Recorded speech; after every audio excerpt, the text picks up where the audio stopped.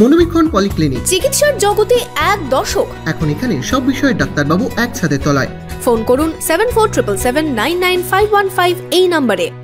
শুক্রবার সকালে শামসেরগঞ্জের জয়কৃষ্ণপুর মাঠপাড়া এলাকায় এক ব্যক্তির দেহ উদ্ধারে চাঞ্চল্য।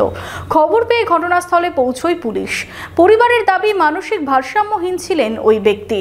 বহরমপুর শহরেই 4 star deluxe premium hotel with luxury and comfort golden retreat.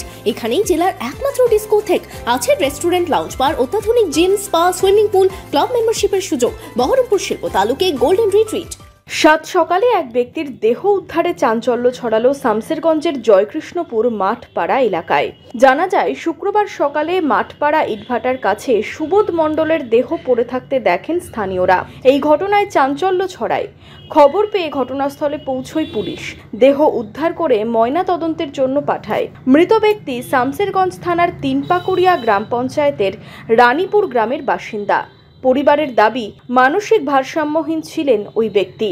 না না, বাড়িতে গন্ডগোলের তো কোনো কারণই নেই। কি ভাবছেন এখন?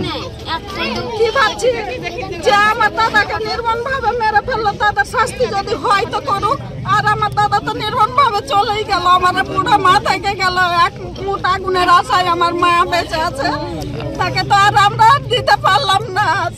কিভাবে ওই ব্যক্তির মৃত্যু হলো তা খতিয়ে দেখছে পুলিশ।